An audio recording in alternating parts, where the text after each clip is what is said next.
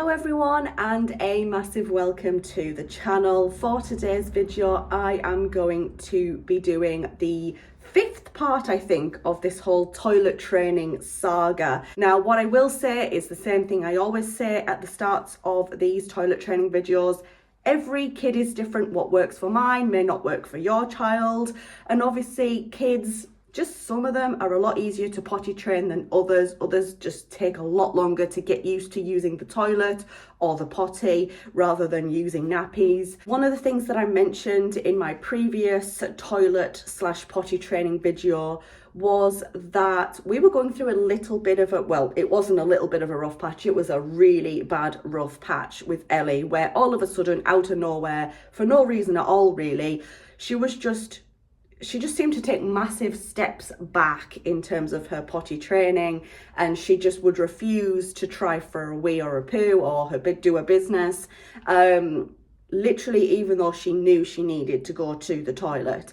And I said to you guys that I'd introduced some funny, silly toileting videos that I'd found on YouTube, and that sort of helped her work through that sort of rough phase that she was going through. Now, at the moment, we still watch the videos occasionally, but most of the time she's not interested in watching the videos anymore.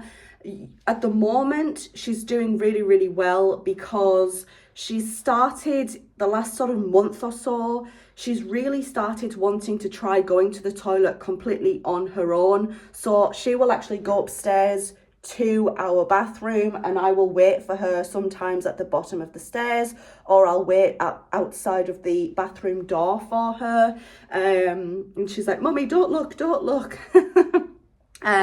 So yeah, she's kind of slowly gaining more independence when it comes to going to the toilet, which is absolutely fantastic. Like, I was shocked when all of a sudden one day she just started saying, "No, Mummy, I want to do it on my own this time." However, we have had a bit of a setback, and that is when we had the issue with our car.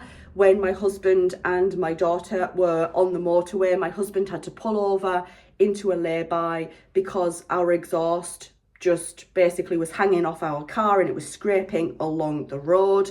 And basically, I think that experience really scared my daughter, because she was speaking about what had happened for weeks. Like, she was talking about how it was raining and how Daddy was getting quite stressed trying to sort the situation out. We were having issues with our insurance. We pay extra for breakdown cover every single month. My husband rang in the insurance company that we were with, and they were really unhelpful on the phone, basically saying that no, you don't have breakdown cover included in your policy. My husband's like, "It's literally right here, I have proof." My husband was unable to get them towed home because the insurance company were basically saying that we didn't have breakdown cover, when we very obviously do.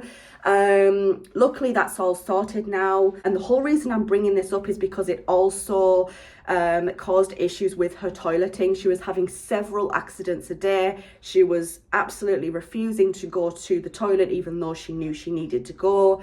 It was a complete mess for a good 3 or 4 weeks. It's only the last month, like I say, where she's really kind of started to become more independent again and make progress. Stressful situations or sudden changes, like big changes in a child's life, can affect toileting, and it definitely did affect Ellie. Like, it was really horrible seeing her that way. So yeah, that was a huge setback for her, but we're getting back on track now, like I say. Next up, I want to talk a little bit about the rewards chart. In the last part of this whole toilet training series, part 4, I basically said that I changed the reward system a little bit, where I was still doing it, but I was, instead of rewarding her for like going to the toilet 5 times in a day, it's more like maybe 7 or 8 times in a day, and then she'll get a reward, because it was getting to the point where, you know, my daughter would be expecting treats or expecting a reward after every single time that she was going to the toilet. So I changed it up a little bit with the reward chart, and that did work for quite a while longer.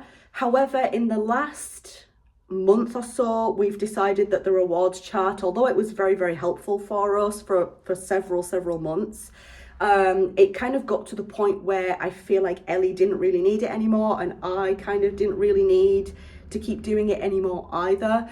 So basically at the moment, we no longer are running the rewards chart, and to be quite honest with you guys, it hasn't really changed any kind of thing. Like, it hasn't stopped Ellie from going to the toilet. It hasn't, you know, caused any issues by us stopping doing this rewards chart.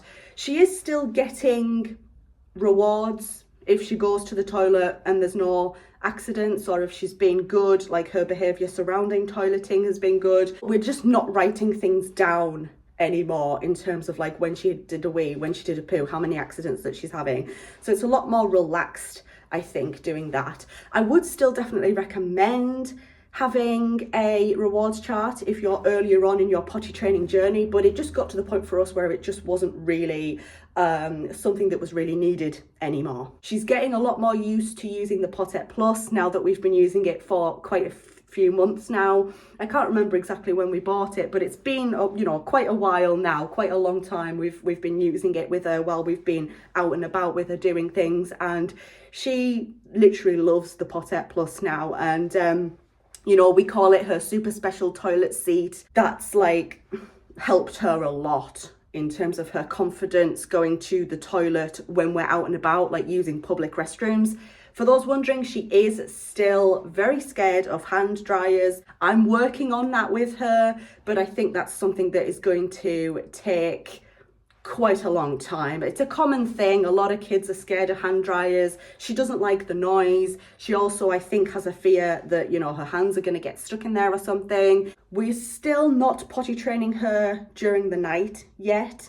That's because she will be starting nursery soon, and that is a massive change in her life.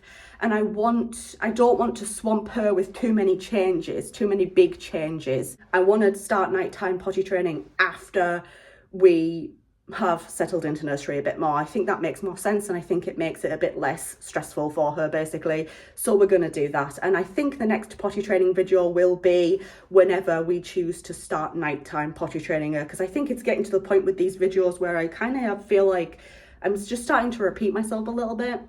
So at the moment, the next potty training update will be nighttime potty training and how we tackle that. So yeah, with all that being said, I think that's everything I wanted to say for this update video.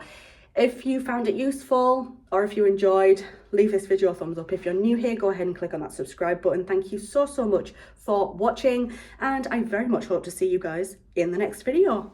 Bye.